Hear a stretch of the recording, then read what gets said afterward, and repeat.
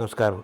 గోవింద గోవింద. చూడగానే నిత్యము ఒక ఉపాసనలో, ధ్యానంలో ఉండే విధంగా ఒక సనాతన ధర్మం మనకి ఒక సంతకంలాగా కనిపిస్తారు. అంటే మీకు ఈ భారతీయమైన వైదిక వ్యవస్థ, సనాతన ధర్మం పట్ల మీకు అత్యంతమైన ఇష్టమా? విశ్వాసమా? ఎలా? అంటే చిన్నప్పటి నుంచే మా నాన్నగారు దీనికి నాంది పోయేసింది. ఆయన సినిమా దర్శకత్వం వహించేటప్పుడు కూడా సినిమా రీల్స్ని తీసుకుని తిరుమలకి వెళ్ళటం, స్వామి పాదాల దగ్గర పెట్టి ఆశీర్వాచం తీసుకోవటం, ఆయన ఎక్కువగా పౌరాణికాలు చేయటం. ఆయన ఫస్ట్ పిక్చరే సహస్ర శిరచ్ఛేద అపూర్వ చింతామణి, అలాగే భీమాంజనేయులతోని చాలా పౌరాణికాలు చేయటం. సో నేను కూడా ఈ ఫీల్డ్కి వచ్చిన తర్వాత ఎక్కువగా పౌరాణికాలు చేయటం, మైథలాజికల్స్ ఎక్కువ చేయటం, దానికోసం నేను దాన్ని స్టడీ చేయటం. సో చేస్తున్నప్పుడు జాగ్రత్తగా చేయాలి కాబట్టి అవన్నీ స్టడీ చేయటం. సో దానివల్ల దాని మీద ఎక్కువ మక్కువ ఏర్పడింది అనమాట నాకు. సో అలాగే మా స్వామి గోవిందుడు వెంకటేశ్వర స్వామికి సేవలు చేశాను, శ్రీవారి సేవలని. ఆయన మొత్తం షూటింగ్ అంతా నేను చేశాను.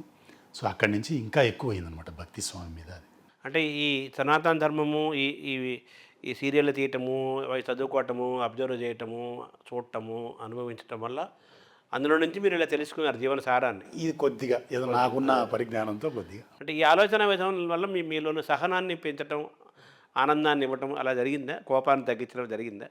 చాలా అండి. ఇంకా లైఫ్లో ఇంకొంచెం ఎర్లీగా తెలిసి ఉంటే ఇంకా బాగుండేది. ఇప్పుడు యూత్గా ఉన్నప్పుడు 24 అవర్స్ 26 అవర్స్ పనిచేసి కింద మీద పడి పనిచేసి అంత అవసరం ఉండకపోయి ఉండేది అప్పుడైతే.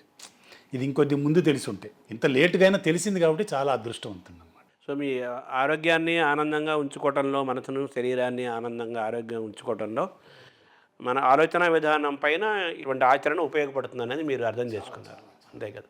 నాన్నగారు ఏమైనా చెబుతుండేవారా ఇలా మనం ఉండాలి, మనుషుల పట్ల ఇలా ఉండాలి, డబ్బు పట్ల? నాన్నగారు మనుషుల పట్ల ఇలా ఉండాలి అని చెప్పడం కాదు, ఆయనే నాకు స్ఫూర్తి అండి. యాక్చువల్గా ఆయన నాకు రోల్ మోడల్ అన్నీ కూడా. ఎందుకంటే ఆయన చిన్నప్పటి నుంచి కూడా మమ్మల్ని ఇండస్ట్రీలో పెట్టాలని చెప్పి ఆయనతోనే నన్ను తీసుకొని తిప్పేవారు ఆయన. సో ఆయన ఎలా ఉంటారు, ఆయన ఎలా బిహేవ్ చేస్తారు, అసలు ఇండస్ట్రీలో ఎలా ఉండాలి, ఇండస్ట్రీలో అసలు ఎలా ఉండాలి మనం, ఆ నడవడికంతా ఆయన దగ్గర నేర్చుకునేది నేను. ఇప్పుడు మేము ఉంటున్న ఇండస్ట్రీలో ఏంటంటే, ఇప్పుడు ఫిలిం ఇండస్ట్రీలో అన్నీ సడన్గా అయిపోతాయి. ఓవర్ నైట్ మనిషి టర్న్ అయిపోతాడు.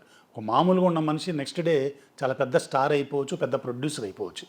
అందుకని ఆయన ముందు నుంచి ఏంటంటే ఎవరిని అమర్యాదగా మాట్లాడకూడదు, అందరికీ మర్యాద ఇవ్వాలి, మనం అందరినీ సరిసమానంగా చూడాలి. అలాగే ఆయన ఏంటంటే వర్కర్స్ ఉన్నారు కదా, వర్కర్స్ విషయంలో వాళ్ళకి చాలా హెల్ప్ఫుల్గా ఉండేవారు అనమాట. ఇప్పుడు ఈ లైట్ మ్యాన్లు ఇలాంటి వాళ్ళు ఉంటారండి ఆ రోజుల్లో. అయితే వాళ్ళకి ఏంటంటే 1 గంటకి మనం బ్రేక్ ఇవ్వాలి, లేదా అలాగే సాయంత్రం 6ంటికి బ్రేక్ ఇవ్వాలి. ఆ 1 గంటకి బ్రేక్ ఇవ్వకుండా ఒక 10-15 నిమిషాలు ఎక్కువ చేస్తే ఇంకో 10 రూపాయలు ఎక్కువ వస్తాయి అనమాట వాళ్ళకి. అలాగే 6ంటికి ఇవ్వకపోయినా ఇంకో 10 రూపాయలు ఎక్కువ వస్తాయి. సో ఆయన ఏం చేసేవాడు, కావాలనే 1 గంటకి బ్రేక్ ఇవ్వకుండా 1:15 దాకా ఇవ్వటం. వాళ్ళకైనా చిన్న బెనిఫిట్ అవుతుంది, చాలా కష్టపడి పనిచేస్తుంటారు వాళ్ళు, వాళ్ళకి ఏదైనా చిన్న బెనిఫిట్ అవ్వాలి. 6ంటికి కాకుండా 6:15కి బ్రేక్ ఇవ్వటం. సో వాళ్ళకి ఒక 10 రూపాయలు ఎక్కువ వస్తుంది. వాళ్ళందరూ కూడా మా నాన్నగారు లాల్ గారు షూటింగ్ అంటే వాళ్ళు ఆనందంగా వచ్చి పనిచేసేవాళ్ళు అనమాట. సో అలాగా చిన్న చిన్న విషయాలు అనమాట. అలాగే భోజనాలు చేసేటప్పుడు కూడా ఏంటంటే జనరల్గా సినిమాల్లో ఏం చేస్తారంటే సీనియర్ టెక్నీషియన్స్కి వాళ్ళకి ఒక సపరేట్గా ఒక వింగ్ పెట్టి అక్కడ ఏదో ఒక 2-3 నాన్ వెజిటేరియన్ ఐటమ్స్ ఉంటాయి. మిగతా వాళ్ళకంతా ఇంకొక వింగ్ పెట్టి అక్కడ కొంతమందికి భోజనాలు పెడుతుంటారు, జనరల్గా లైట్ మెన్లు, జనరల్ టెక్నీషియన్స్ అందరు. మా నాన్నగారు షూటింగ్లో అట్లా ఉండేది కాదనమాట. అందరికీ ఒకే చోట అన్నం పెట్టాలి, అందరికీ ఒకటే టైప్ ఫుడ్ పెట్టాలి. ఎందుకంటే ఆయన ఏం చెప్తా అంటే, వాళ్ళు కష్టపడి పనిచేసే వాళ్ళకి ఫుడ్ బాగా పెడితే వాళ్ళు బయటికి వెళ్ళి ప్రొడక్షన్ గురించి బాగా చెప్పుకుంటారా, మొత్తం సినిమా మీద నీకు 10-15 వేలు ఎక్కువ కాదు. అంటే ఆ రోజుల్లో 70s 80s ప్రాంతంలో 15 వేలు కూడా ఎక్కువ కాదు. ఓ 10,000 హీరో రెమ్యునరేషన్లో కట్ చేసి 5,000 హీరోయిన్ రెమ్యునరేషన్లో కట్ చేసి, అంతేగాని వీళ్ళని మనం సఫర్ చేయకూడదు అని అందరినీ సమానంగా చూడాలి. వాళ్ళు ఏంటంటే చాలా కష్టపడి పనిచేస్తారు కాబట్టి వాళ్ళకి ఇలాంటి చిన్న చిన్న సౌకర్యాలు కల్పించాలి అనేది ఒకటి. అలాగే ఆ రోజుల్లో డైరెక్టర్స్కి వాళ్ళకి అసలు ఇళ్ళు ఉండేవి కావు, అందరూ అద్దె కొంపల్లోనే ఉండేవాళ్ళు. సో అది ఆయన గుర్తించి ఏషియాలోనే ఫస్ట్ టైం అన్నమాట. ఆయన ఫ్రెండ్ అప్పుడు ఆ రోజుల్లో హౌసింగ్ బోర్డు మినిస్టర్ రాజారాం గారని కరుణానిధి గారి మినిస్ట్రీలో ఉండేవారు.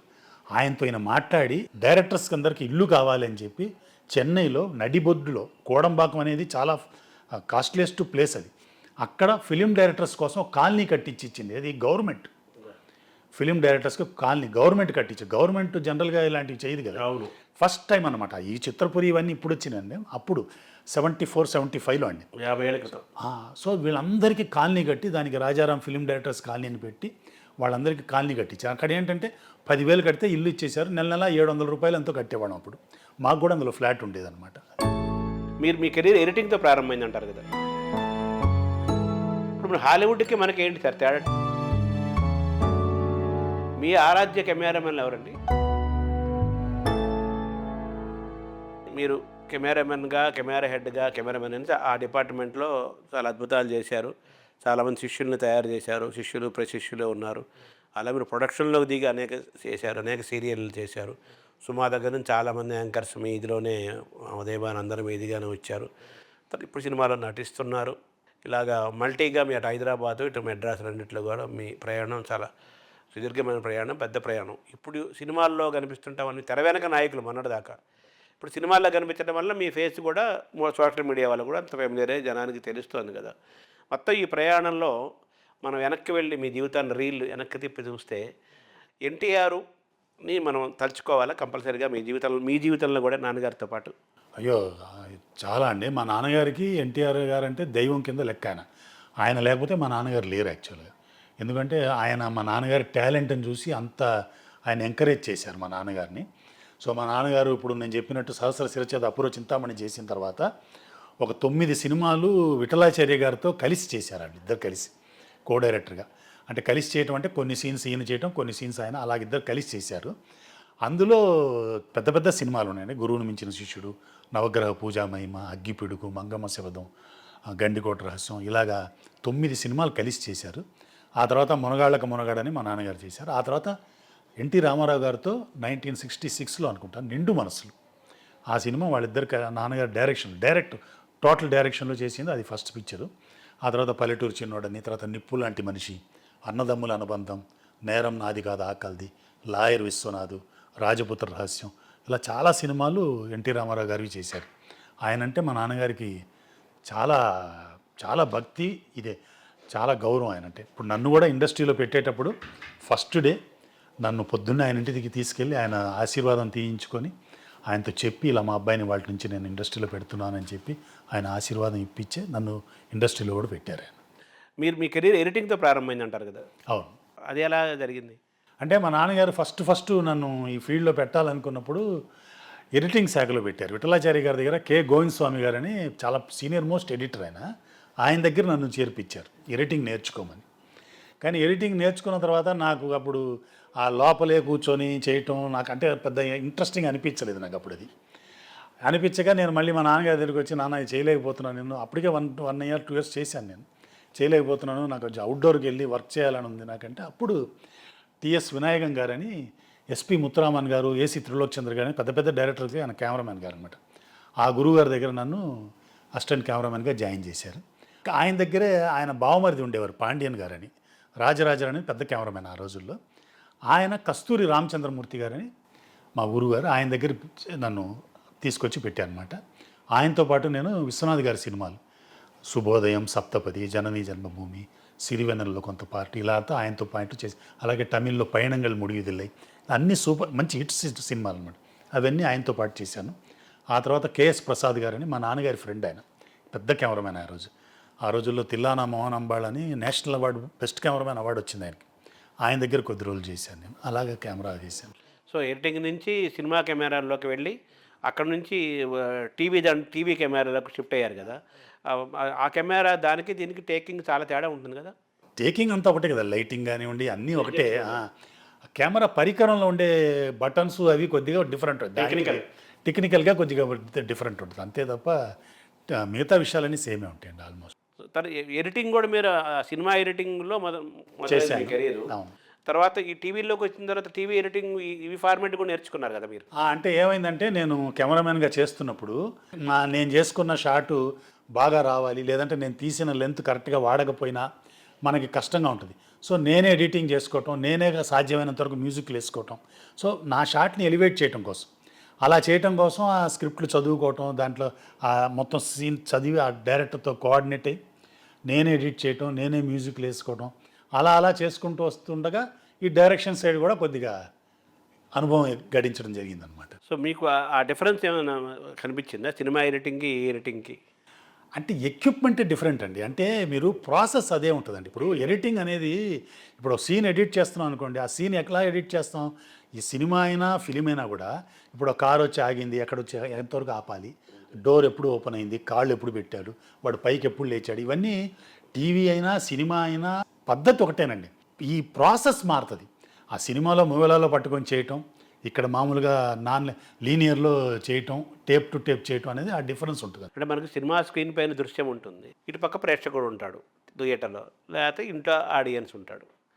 వాళ్ళిద్దరి మధ్య అక్కడ వాడు ఆ పైతున్న కదులుతున్న పాత్రలు, ఆ సన్నివేశాలు అవి ఈ ప్రేక్షకుడు రెండు ఏకమైపోయి జీవిస్తూ ఉంటాడు కదా. అవును, అందులో కెమెరా కనిపించకూడదు అంటారు కదా యాక్చువల్గా. అవును. అంటే ఇప్పుడు జనరల్గా ఆ రోజుల్లో ఎట్లా చేశారంటే, ఆ రోజుల్లో మీరు సినిమాలు తీసుకుంటే ప్రేక్షకుడికి ఈ ఆడియన్స్కి మధ్యలో కెమెరా ఉందన్న ఫీల్ ఉండేది కాదు. మూమెంట్ అన్నీ కూడా సటిల్డ్గా ఉంటాయి అన్నమాట. ఎక్కడ మీకు కెమెరా గజిబిజిగా తిరగటం అలా ఉండదు. అంటే వీడు ఇన్వాల్వ్ అయిపోయి ఆ కథలో ఆ క్యారెక్టర్స్తో మమేకం అయిపోయేటట్టు ఉండేది ఆ రోజుల్లో. అంటే అంత స్మూత్గా ఉండేవి అనమాట అన్నీ. పోను పోను రాను ఏమైనాయి అంటే కెమెరా పార్ట్ ఎలా అయిపోయిందంటే విపరీతమైన మూమెంట్స్, అక్కడి నుంచి ఇలా వెళ్ళిపోవటం, అలా వెళ్ళిపోవటం, ఫాస్ట్ చేయటం, దాన్ని ర్యాంప్ చేయటం, దానికి మ్యూజిక్లు వేసి బిల్డప్లు చేయటం. ఈ బిల్డప్లు ఎక్కువైపోయినాయి కదా. ఇప్పుడు కథ తగ్గిపోయి బిల్డప్లు ఎక్కువైపోయినాయి. ఆ బిల్డప్లు ఎక్కువయ్యేటప్పటికి ఈ కథ ఈ కెమెరా పనితో అనేది ఎక్కువైపోయింది అనమాట. అంటే మన పాత్ర కనిపించాలి కానీ నటుడు కనిపించకూడదు అంటారు. అలాగే మీరు ఆ దృశ్యాలు కనిపించాలి, అనుభవించాలి కానీ ప్రేక్షకుడు ఈ కెమెరా యాంగిల్ గురించి, లైటింగ్ గురించి మాట్లాడుతున్నారు ఇప్పుడు. అది మాట్లాడకూడదు. అంటే కెమెరా బాగుంది అంటే మిగతా బాగాలేనట్టే అలా కాదు కదా. వాటితో పాటు ఇదంతా అలంకరణ, ఇదంతా అలంకరణ కదా. ఇప్పుడు డైరెక్టర్ గారు ఒక సబ్జెక్ట్ అనుకున్న తర్వాత ఆ సబ్జెక్ట్ని ఆ పాత్రల ద్వారా ప్రజెంట్ చేస్తారు. ఇవన్నీ అలంకరణలు. ఇవన్నీ ఇప్పుడు ఫోటోగ్రఫీ కానివ్వండి, ఎడిటింగ్ కానివ్వండి, మ్యూజిక్ కానివ్వండి, ఇవన్నీ దానికి అది ఎలివేట్ చేయడానికి అలంకరణలే కదా ఇవి. సో మీరు ఆ కెమెరా ఆ దృశ్యాన్ని మొత్తాన్ని ఒక డైరెక్టర్గా, ఒక ప్రొడ్యూసర్గా, ఒక ఎడిటర్గా, ఒక కెమెరామెన్గా, ఒక నటుడిగా, ఒక లోపల ఆ కళా తృష్ట ఉన్న ఒక వ్యక్తిగా ఈ మొత్తం ఈ ప్రయాణంలో మీరు నేర్చుకున్నది అంటే ఏంటి, ఏం చెప్పాలి? ఇంకా నేర్చుకోలేదు, నేర్చుకుంటూనే ఉన్నాను. మారుతూనే ఉంది కదా, ఇంకా మారుతూనే ఉంది కదా, నేర్చుకుంటూనే ఉన్నాను. అంటే ఈ ప్రయాణంలో ఏంటంటే ఇండస్ట్రీ ఇప్పుడు ఏ వృత్తికైనా అదేంటి, హానెస్టీ ఉండాలి, డెడికేషన్ ఉండాలి, గ్రాటిట్యూడ్ ఉండాలి. ఈ మూడు ఉంటే ఎవరైనా కూడా రాణించగలుగుతారని నా ఉద్దేశం. కృతజ్ఞతాభావం చాలా ఇంపార్టెంట్ లైఫ్లో. ఏది లేకపోయినా అది అయితే కంపల్సరీ ఉండాలి. సో మీ కుటుంబాలంతా కెమెరాను దాంతో బాగా అనుబంధం మన కుటుంబాలు కదా. నా బాబాయ్ చిన్నాన్నగారు కానీ, అదే మా నాన్నగారు, ఆయన వచ్చింది కాకుండా వాళ్ళ తమ్ముడు ఎస్ఎస్ లాల్ గారు అని ఉండేవారు మా చిన్నాన్న. ఆయన్ని కూడా తీసుకొచ్చి ఆయన్ని కూడా ఫోటోగ్రఫీలో పెట్టాను.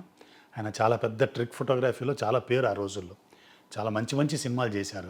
అంటే ఈ ట్రిక్లన్నీ లేనప్పుడు కెమెరాలో ట్రిక్లు చేసేవారు ఆ రోజుల్లో. ఆయన, రవికాంత్ నగాయిచ్ గారు, అలాగే మధు గారని, ఇలాగ వాళ్ళందరూ కెమెరాలో నిష్ణాతులు అనమాట, కెమెరాలో ట్రిక్కులు చేయడానికి. సో వారికి 4 పిల్లలు ఉన్నారు. వాళ్ళ 4 పిల్లలు కూడా కెమెరామెన్. బాంబేలో కబీర్ లాల్, జానీలాల్, బాషాలాల్, అమీర్లాల్ అని 4 కెమెరామెన్. తాల్, పర్దేశ్ ఈ సినిమాలన్నీ చేసిన వాళ్ళు. ఇప్పుడు మా కుటుంబానికి వస్తే నాకు మా నాన్న, నా అమ్మాయి 3 అండి. నా తర్వాత మా చెల్లెలనేమో అడయార్ ఫిల్మ్ ఇన్స్టిట్యూట్లో ఎడిటింగ్ నేర్పించారు మా నాన్నగారు.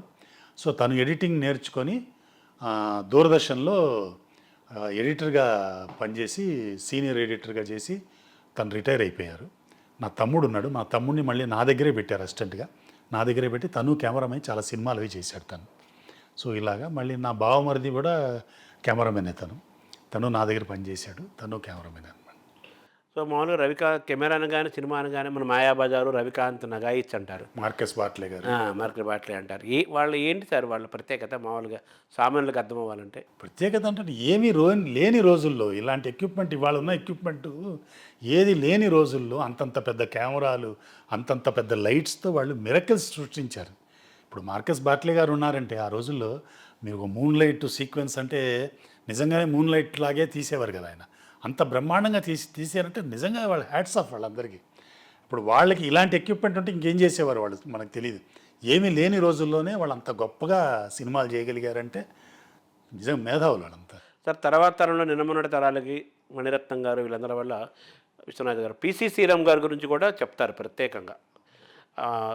ఏంటి సార్ ఆయనలో ఉన్న క్లాస్? ఎప్పుడు కూడా మన పాయింట్ ఆఫ్ వ్యూలో రెగ్యులర్, ఇప్పుడు నేను ఒక 6 అడుగులు అంటే నా పాయింట్ ఆఫ్ వ్యూలో ఏం కనిపిస్తుందో అది చూడటం కాదు ఫోటోగ్రఫీ అంటే. ఇప్పుడు నేను చూడలేకపోయింది చూడాలి. ఇప్పుడు కింద పడుకొని చూస్తే ఎట్టా కనిపిస్తుందో తెలియదు, అది పైకి వెళ్తే ఎలా కనిపిస్తుందో తెలియదు. సో అది చూడగలగాలి. అలాగే రెగ్యులర్ లైటింగ్ అది. ఇప్పుడు శ్రీరామ్ గారు ఆ రోజుల్లో చేసేటప్పుడు ఆయన ఘర్షణ అవన్నీ చేసేటప్పుడు రెగ్యులర్ ప్యాటర్న్ ఆఫ్ లైటింగ్ చేయలేదు, ఆయన కావాలని చేయలేదు ఆ రోజుల్లో. సో ఆయన ఏం చేసేవారు, ఇప్పుడు కెమెరా ఇక్కడ పెట్టాడు ఆయన, నన్ను ఇక్కడ కూర్చోబెట్టారు, నాకేదో కీ లైట్ ఇక్కడ పెట్టారు, ఇక్కడేదో ఫిల్ లైట్ ఇక్కడ పెట్టారు, ఇది రెగ్యులర్గా జరిగే ప్రాసెస్ ఇది. ఆయన ఏం చేసేవాడు, అక్కడ కెమెరా పెట్టి నన్ను లైటింగ్ చేసేసి కెమెరా తీసుకొచ్చి ఇక్కడ పెట్టుకునేవాడు. అంటే ఈ లైట్లన్నీ రాంగ్ లైట్లు అయిపోతాయి, ఆపోజిట్. సో దాంట్లో విజన్ ఇంకా వెరైటీగా ఇంకొక విధంగా కనిపిస్తుంది. సో ఆ విధంగా ఆయన చాలా ఎక్స్పెరిమెంట్లు చేసి కలరే మారిపోతుంది కదా స్క్రీన్ అంతా. అంటే ఇప్పుడు ఆ ప్యాటర్నే మారిపోద్ది కదా. ఇప్పుడు రెగ్యులర్గా చేసే పద్ధతికి ఇప్పుడు మా చోటా ఉన్నాడు నా ఫ్రెండు, తను ఫస్ట్ పిక్చర్ చేశాడు మాతృదేవోభవ. అందులో ఏం చేశాడు ఆయన, జనరల్గా ఇలా లైట్లు వేస్తున్నాను, ఆయన ఏం చేశాడు, ఒక లైట్ తీసుకెళ్ళి కరెక్ట్గా నెత్తి మీద పెట్టేసేసి హార్ష్గా పడుతుంటే కింద ఒక సాటిన్ క్లాత్ వేసి ఆ రిఫ్లెక్షన్లోనే తీశాడు. అది వెరైటీగా అనిపించింది ఆ రోజుల్లో. అలాంటి ఎక్స్పెరిమెంట్లు అన్నమాట. సో అలా చేయటం వల్ల ఆయన అంత గొప్పవాడయ్యాడు అనమాట. తర్వాత ఇప్పుడు స్వామి గారు, లోక్ సింగ్ గారు వాళ్ళు కూడా బాగా చాలా పాపులర్ కదా సినిమా. చాలా పెద్ద స్వామి గారు, కన్నప్ప గారు ఆ రోజుల్లో వాళ్ళంతా లెజెండ్స్ అన్నవాడు. అవే కెమెరాలు, అదే లైటింగ్, అదే ప్రకృతి, అదే ఇండోర్లు, అదే అవుట్డోర్లు, అదే ఆర్టిస్టులు, కానీ ఒక్కొక్కరు టేకింగ్ స్టైల్ అంటే స్టైల్, అదే క్రియేటివిటీ. సినిమా చూసేటప్పుడు మన ఊహకు ఎక్కువ ఛాన్స్లు ఇవ్వాలి. షూటింగ్ దగ్గర ఎక్కువ టైం వేస్ట్ కాకూడదండి. ఆ రోజుల్లో షార్ట్ డివిజన్ అని ఉండేది, ఇప్పుడంతా కవరేజ్ అన్నమాట. ఇప్పుడు మన శివ సినిమా ఉంది, శివ సినిమా అనగానే ఆ టేకింగ్లు, ఆ లైటింగ్లు, అవన్నీ ఆ చేజింగ్లు అవన్నీ కొత్తగా చెప్పుకున్నారు. దాన్ని ఎలా చూడాలి సార్ మనం? అంటే అందులో డైరెక్టర్ విజన్ అండి అది. ఇప్పుడు రామ్ గోపాల్ వర్మ గారి ఫస్ట్ సినిమా అది, ఆయన విజన్ అది, ఆయన అలా చేశాడు. అంటే ఇప్పుడు జనరల్గా ఇప్పుడు ఒక షార్ట్ తీస్తున్నాను, నేను నడిచి వస్తున్నాను అనుకోండి, మధ్యలో ఇక్కడ చిన్న అవుట్ ఫోకస్ అవుతుంది అనుకోండి, ఆ ఫోకస్ చేసేస్తాను. అవుట్ ఫోకస్ డైరెక్టర్ ఏం చేస్తారు, వన్ మోర్ అంటాడు. అది ఏంటంటే అవుట్ ఫోకస్ అయిపోయింది అని దాన్ని ఒక 10 సార్లు తీస్తారు. రామ్ గోపాల్ వర్మ లాంటి వాళ్ళు ఏం చేస్తారు, అవుట్ ఫోకస్ అయితే అవ్వని, అది కూడా ఒక ఎఫెక్టే ఉంచు అంటాడు ఆయన. మనం వద్దనుకున్నవన్నీ కూడా ఆయన వాడటం. ఇప్పుడు ఏదో కెమెరా చీకట్లో వెళ్ళిపోతుంటుంది, దానికి ఆయన కరెక్ట్గా దానికి సౌండ్ డిజైన్ చేయడం. ఇప్పుడు శివ సినిమా వచ్చే వరకు కూడా సౌండ్కి ఎంత ఇంపార్టెన్స్ ఉండేదని తెలియలేదు అప్పటిదాకా. బ్యాక్గ్రౌండ్ మ్యూజిక్, సౌండ్ ఎఫెక్ట్స్ కూడా అండి, ఎఫెక్ట్ సౌండ్స్ కూడా ఇంత ఇంపార్టెన్స్, ఎఫెక్ట్ సౌండ్స్కి బ్యాక్గ్రౌండ్ స్కోర్కి ఇంత ఇంపార్టెన్స్ ఉన్నది అనేది అప్పటిదాకా తెలియదు జనాలకి. అది వచ్చిన తర్వాత తెలిసింది అసలు. అబ్బో, ఇప్పుడు ఒక బ్లాక్ ఫ్రేమ్లో కూడా ఆయన ఏదో క్రియేట్ చేసేవాడు, ఒక అరుపు వేసేవాడు, ఒక లారీ గుద్దుకున్న సౌండ్లు ఏవో వేసి ఏదో క్రియేట్ చేసేవాడు, ఏదో జరిగిపోయింది అంతే కదా. సినిమా చూసేటప్పుడు మన ఊహకు ఎక్కువ ఛాన్స్లు ఇవ్వాలి, మరీ స్పూన్ ఫీడింగ్ చేయకూడదు, చెప్పకూడదు, మరీ తీసుకొచ్చి నోట్లో పెట్టి స్పూన్ ఫీడింగ్ చేయకూడదు, కొంత మన ఊహకు వదలాలి కదా. సో అలాంటివన్నీ క్రియేట్ చేసేటప్పటికి ఆ సినిమా అంతా హిట్ అయిపోయింది. అది అందులో ఏంటంటే అప్పటిదాకా వాడని ఎక్విప్మెంట్, ఇప్పుడు స్టడీ క్యామ్ అనేది అప్పటిదాకా వచ్చి ఇండియాలో ఉంది, అది తీసుకొచ్చి పక్కన పడేశారు, అది ఎవరు వాళ్ళ, ఈయన తీసుకొచ్చి దాన్ని వాడారు. ఇప్పుడు హాలీవుడ్కి మనకి ఏంటి సార్ తేడా, కెమెరా ఇదిలో టేకింగ్లో కానీ వాటిలో కానీ? డిసిప్లిన్ అన్నట్టు తేడా అండి. టేకింగ్లు అంటే ఇవాళ రేపు అన్నీ వచ్చేసినాయండి, హాలీవుడ్ అయినా ఎవరైనా కూడా మనది ఒకటే. కానీ టేకింగ్లో డిసిప్లిన్ ఉంటుందండి. అంటే ఇది చాలా పెద్ద సబ్జెక్ట్ యాక్చువల్గా ఇది మళ్ళీ. అంటే వాళ్ళు ఎలా ఉంటారంటే అండి, ఒక స్క్రిప్ట్ చేసుకున్న తర్వాత ఆ స్క్రిప్ట్ అంటే నాకు తెలిసినంత వరకు అండి, నా నాలెడ్జ్కి వాళ్ళు స్క్రిప్ట్ చేసుకున్న తర్వాత దాన్ని మొత్తం స్టోరీ బోర్డు అన్నీ వేసి మొత్తం టోటల్గా లాక్ చేసుకున్న స్క్రిప్ట్ని, ఆ స్క్రిప్టు ఆ సినిమాలో పనిచేసే ప్రతి వ్యక్తికి తెలుస్తుందండి. అందులో దాపరికం ఏం లేదండి. సెట్ అసిస్టెంట్ దగ్గర నుంచి, కెమెరా అసిస్టెంట్ దగ్గర నుంచి, కెమెరామ్యాన్ దగ్గర నుంచి, మ్యూజిక్ డైరెక్టర్ దగ్గర నుంచి, డబ్బింగ్ ఇన్ఛార్జ్ దగ్గర నుంచి అందరికీ ఆ స్క్రిప్ట్ అంతా తెలుసు, ఏమేమి ఉన్నాయి, ఏం చేస్తున్నారు, సినిమా ఏం జరుగుతుంది అనేది. గురుగారు ఆల్ఫర్డ్ హిచ్కాక్ గారు అంటారు, స్క్రిప్ట్ రెడీ అయితే సినిమా అయిపోయినట్టు అంటాడు ఆయన. టెక్నికల్గా తీయటమే అంతే, షూటింగ్ చేయడం చాలా ఈజీ అండి, స్క్రిప్ట్ రెడీ అయితే సినిమా అయిపోయినట్టు. సో వాళ్ళు అవన్నీ కూడా పక్కడబందీగా చేసి ఇన్ని రోజులు, ఈ రోజు ఇక్కడికి వెళ్తున్నాం, ఈ బిల్డింగ్లో 10 to 12 చేస్తున్నాం, 1 o'clockకి మళ్ళీ ఇక్కడికి వెళ్తున్నాం, ఇక్కడ నుంచి 1 to 3 చేస్తున్నాం అని చెప్పి దానికి తగ్గట్టే కరెక్ట్గా అంతే చేస్తారు వాళ్ళు. షార్ట్ డివిజన్స్ కూడా అన్నీ మీకు స్టోరీ బోర్డులు అన్నీ ఉంటాయి, అందరికీ తెలుసు ఏం చేస్తున్నామో, ఏం చేయబోతున్నామో అన్నీ తెలుసుంటాయి, అన్నీ దానికి తగ్గట్టు తీస్తారు. టైమింగ్ కూడా పర్ఫెక్ట్గా వాళ్ళు ఫాలో అవుతారు. ఇక్కడ దాకా ఇంతే తీయాలంటే అంతే తీయాలి, అక్కడ వెళ్ళిపోవాలి. కెమెరామెన్ కూడా ఏంటంటే అక్కడికి వెళ్ళి ఏ రోజుకి ఆ రోజు లైటింగ్ చేయటాలు అవి ఉండవు అక్కడ. వాళ్ళు ముందే ఈ లొకేషన్కి వాళ్ళు వస్తున్నారంటే ముందే వస్తాడు అతను, ఈ లొకేషన్లో చేయాలంటే ఆ కిటికీ వెనకాల నుంచి సోర్స్ వేయాలి, అంటే ఆ కిటికీ వెనకాల ఒక ఇల్లు ఉంటే వాళ్ళ దగ్గర పర్మిషన్ తీసుకొని అక్కడ లైట్ పెట్టి అక్కడి నుంచి అన్నీ రెడీ చేసి పెట్టుకుంటే ఎక్కడికి వెళ్ళినా రెడీ అనమాట. అంత డిసిప్లైన్డ్గా అంత ఇదిగా పనిచేస్తారు వాళ్ళు. ఎఫెక్ట్స్ కానివ్వండి అన్నీ కూడా. మన దగ్గరికి వచ్చేటప్పటికి ఏంటంటే అంత దాపరికం. అంటే ఇప్పుడు జరుగుతున్నదండి, పూర్వం వదిలేసేయండి. ఇప్పుడు ఏంటంటే సెట్కి వచ్చేవారు కూడా ఏం సీన్ తీస్తున్నామో ఎవరికీ తెలియదు, అందరికీ సస్పెన్సే. అందరూ కూడా అక్కడికి వచ్చి చేస్తారు. అక్కడికి వచ్చి ఇప్పుడు లైటింగ్ చేయటం, అప్పుడుకి వచ్చి అప్పుడు ఇది, తర్వాత ఒకరోజు అనుకున్నది 4 రోజులు అవటం. ఇప్పుడు ఇందులో ఏమైపోయిందంటే ఈ ఎక్కువ జనం అన్నెసరీ జనం ఎక్కువ. ఇప్పుడు ఆ రోజుల్లో ఒక యూనిట్ 45-50 మంది, అంత పెద్ద పెద్ద కెమెరాలు, ఇద్దరు మోసి పెట్టాల్సిన కెమెరాలు ఉండి, పెద్ద పెద్ద లైట్లు ఉండి, అన్నీ ఉండి కూడా పెద్ద ఆర్టిస్టులు ఎన్టీ రామారావు గారు, నాగేశ్వరరావు గారు ఇలాంటి వాళ్ళు ఉండి కూడా 45-60 రోజుల్లో షూటింగ్లు చేసేవాళ్ళు. మరి అలాంటి సినిమా ఇవాళ హైలీ ఇంపాసిబుల్. 45-60 రోజుల్లో చిన్న సినిమా కూడా అవ్వదు అనుకోండి. ఇవాళ 200-300 రోజులు అంటున్నారు. నా ఉద్దేశం ఏంటంటే అండి, ఇప్పుడు టెక్నాలజీ మారినప్పుడు పని ఇంకా ఈజీ అవ్వాలి కదా, ఇంకా డిఫికల్ట్ అయిపోతుంది. ఇప్పుడు కెమెరాలు అంత వెయిట్ కెమెరాలు లేవు, ఇంత కెమెరాలు వచ్చేసినాయి. లైట్లు అంత వెయిట్ లైట్లు లేవు, అన్నీ ఈజీ అయిపోయినాయి. ట్రాక్ అండ్ ట్రాలీలు, ఆ చెక్క ట్రాలీలు అవి లేవు, అన్ని గ్యాడ్జెట్స్ వచ్చేసినాయి. ఇన్ని వచ్చినప్పుడు మీకు మేకింగ్ చాలా ఈజీ అవ్వాలి కదా యాక్చువల్గా. ఎందుకు అంత కాంప్లికేటెడ్ చేసుకుంటున్నారు? టూ మచ్ కాంప్లికేటెడ్ చేసుకుంటున్నాం, అంటే ప్లానింగ్ ఎక్కువ చేసుకున్నాం. జనం ఇప్పుడు ఆ రోజుల్లో ఒక మేకప్ మ్యాన్ ఒక అసిస్టెంట్ ఇద్దరు ఉండేవారు, ఎవరో ఇంకొక అసిస్టెంట్ ఉండేవాడు, వాళ్ళందరికీ వేసేవాడు. షూటింగ్లో వచ్చి వాడే టచ్అప్లు చేశాడు. ఇప్పుడు అలా కాదు కదా. ఒక హీరోకి స్టాఫ్ ఒక 10-15 మంది ఉంటారు, హీరోయిన్కి ఒక 10-15 మంది ఉంటారు. ఇది కాకుండా ఈ వచ్చే ఆర్టిస్టులు ఎవరైతే సపోర్టింగ్ యాక్టర్స్ వస్తారో అందరికీ ఒక అసిస్టెంట్. అందరూ బ్యాగులు పట్టుకుని ఒక 15 మంది ఆర్టిస్టులు ఉంటే 15 మంది అసిస్టెంట్లు.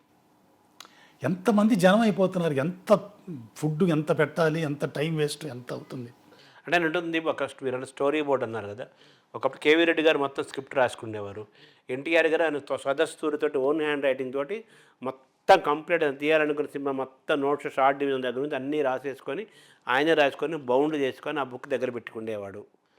అలాగే మీ నాన్నగారు కూడా నోట్స్లు రాసుకునేవారట కదా. నోట్స్ అంతే మొత్తం రాత్రి కూర్చొని అసలు అంటే మా నాన్నగారని కాదండి, ఆ రోజుల్లో అందరూ కూడా అంత డిసిప్లైన్డ్గా. ఇప్పుడు మా నాన్నగారు ఏంటంటే ఇప్పుడు ప్లానింగ్ అనమాట. అంటే ఇప్పుడు ఒక సినిమా అంతా మా నాన్నగారు హంతకులు వస్తున్నారు జాగ్రత్త అని ఒక సినిమా చేశారండి.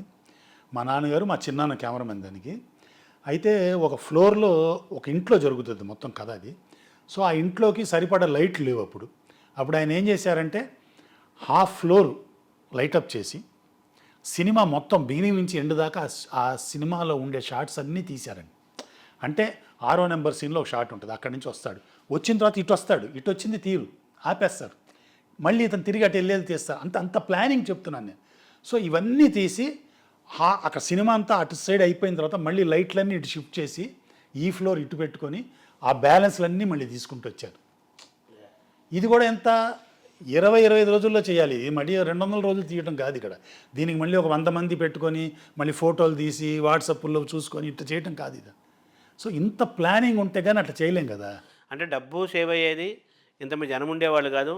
పర్ఫెక్ట్ మొత్తం అంతా స్కూల్ సిలబస్ లాగా అంతా నోట్స్ తయారు చేసుకొని ఆ నోట్స్ అందరికీ పంచి అందరికీ అవగాహన ఉండాలి. ఇప్పుడు జనరల్గా ఏంటంటే సార్, ఫస్ట్ బేసిక్గా షూటింగ్ దగ్గర ఎక్కువ టైం వేస్ట్ కాకూడదండి. షూటింగ్ అనేది చాలా మందితో కూడుకున్న వ్యవహారం.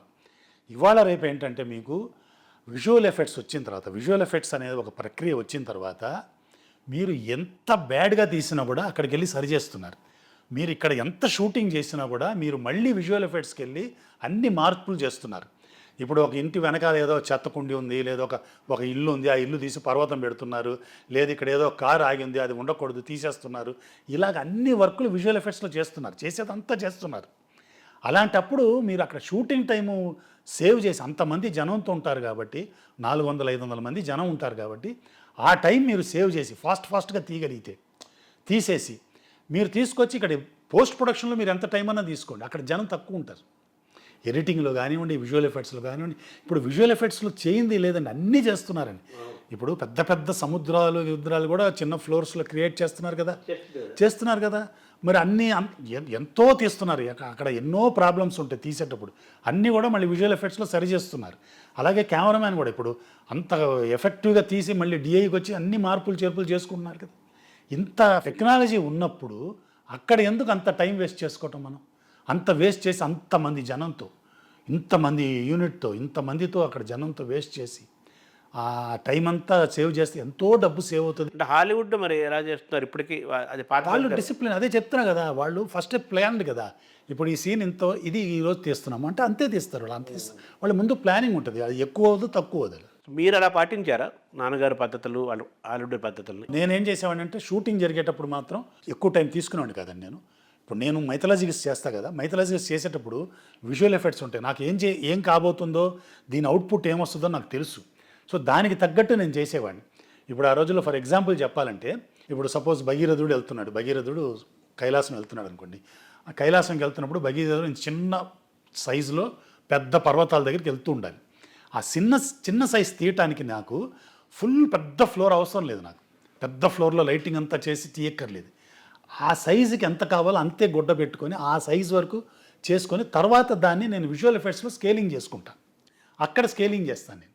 సో జనరల్ కొంతమంది ఏం చేస్తారంటే ఇది ఇంతే సైజు ఉండాలి లాస్ట్కి అని చెప్పి కొంత పెద్ద పెద్ద ఫ్లోర్స్లో 4 జనరేటర్లు పెట్టి 5 జనరేటర్లు పెట్టి లైటింగ్ చేసి అతన్ని చేయించి దాన్ని తీసుకెళ్తారు. సో ఇలా ఈజీగా చేసేవాడిని. ఇప్పుడు కొన్ని చోట్ల బ్లూ క్లాత్ కానివ్వండి, గ్రీన్ క్లాత్ వేయటానికి స్కోప్ ఉండని చోట్ల ఉంటాయి. అక్కడ ఏం దొరికితే అక్కడ అంటే దాన్ని మళ్ళీ మాస్కింగ్ చేస్తాం కదా, ఎలాగో పోస్ట్ ప్రొడక్షన్లో చేయాలి, ఆ చాకరీ తప్పదు. మళ్ళీ అక్కడ కూడా ఎందుకు టైం వేస్ట్ చేసుకుంటాం, అక్కడ ఉన్నది గబగబా జరిగిపోవాలి అక్కడ. ఎందుకంటే అక్కడంతా ప్రతి నిమిషం కాస్ట్ అక్కడ.